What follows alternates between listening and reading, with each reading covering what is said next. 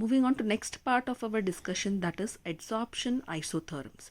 So isotherms are those graphs which are plotted at constant temperature. So iso refers to same, therm refers to temperature. So any graph which is plotted at a constant temperature, we call it as adsorption isotherm. So we are going to look into one of the adsorption isotherm which is named after Fredlich, which is called as Fredlich adsorption isotherm.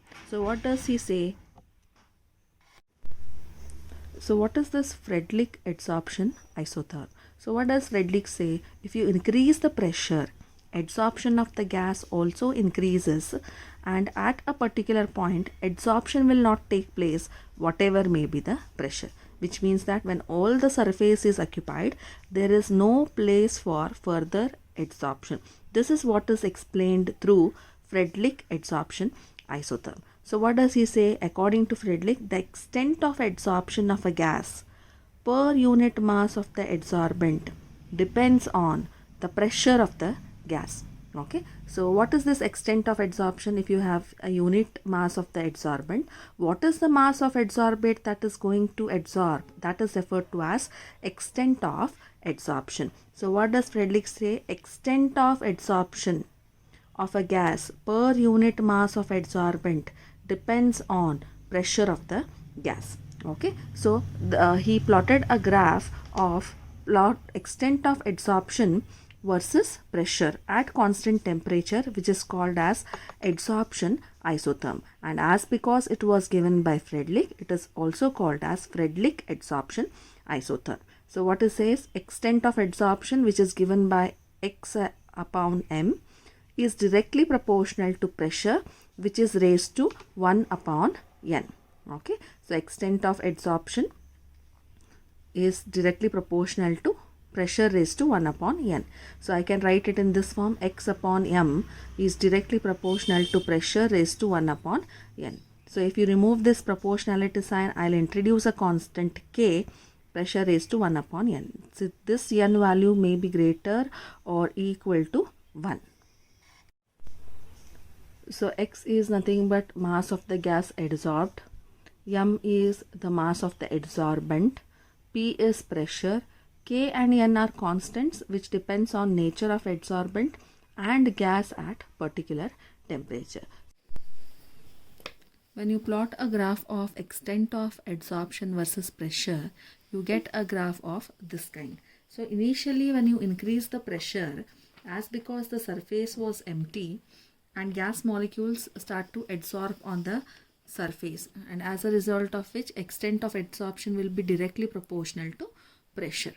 Then after a certain extent, the surface will decrease for adsorption, therefore the extent of adsorption goes on decreasing and further it will remain constant. So it is divided as low pressure, moderate pressure and high pressure. So at low pressure, the value of n is equal to 1. So what happens? X upon m is equal to k into p. If you remove this equal sign and introduce a proportionality sign, x upon m is directly proportional to pressure. So you are getting a graph which is a straight line passing through origin. So this is initially when the surface is empty and when the adsorption is started. When at moderate pressure, the sense next when it goes on decreasing, value of n will be greater than 1. So what happens when value of n is greater than 1? Graph will take a curve. Then at high pressure, if you consider, so a high pressure n value is equal to infinity. So what happens? X upon m value will become is equal to k. That is nothing but constant. Therefore extent of adsorption is said to be independent of pressure. So the graph becomes parallel to x-axis. So this is what is at low pressure, moderate pressure and at high pressure. So initially if you consider the adsorption process, extent of adsorption is said to be directly proportional to pressure. So you are getting a curve, straight line that is passing through origin. Finally, the extent of adsorption is equal to constant. So it is independent of pressure. So it becomes parallel to x-axis. Now this is the graph for extent of adsorption at different temperatures.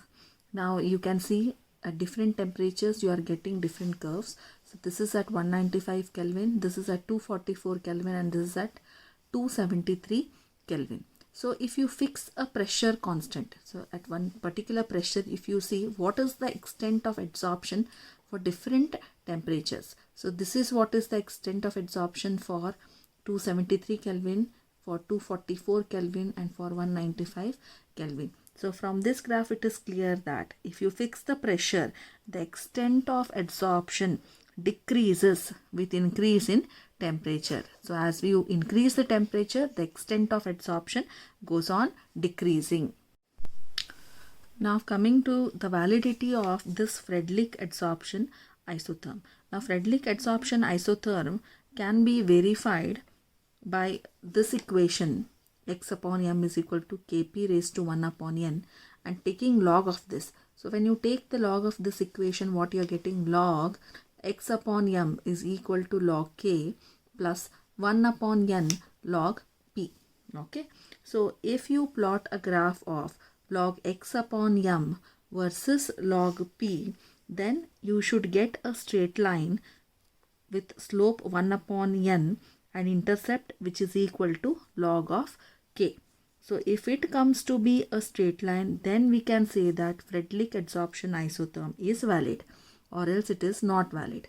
So after you plot a graph of log x upon m versus log p, so here you can see that you are getting a straight line with slope is equal to 1 upon n and log k as the intercept. So we can say that this adsorption isotherm is said to be valid. Moving on to next part, that is adsorption from solution phase. Now solid surface can also adsorb from the solutions. For example, if you consider or you take a beaker which is consisting of acetic acid and water, and if you add little charcoal to this solution and shake it, what happens?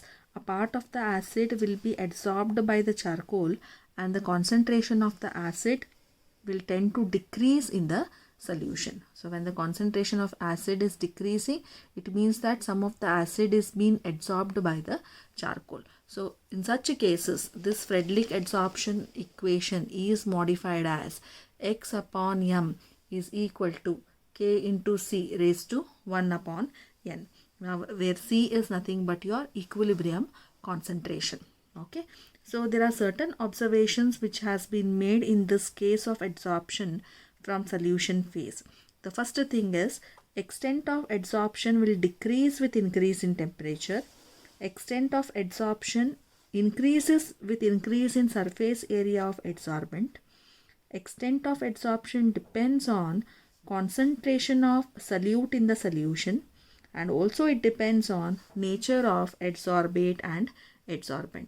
So this adsorption equation, this equation is again verified by taking log. So if you take log of this equation, what you are getting, log x upon m is equal to log k plus 1 upon n log c. So when you plot a graph of log x upon m versus log c, it will give a straight line which will also show the validity of Fredlich isotherm.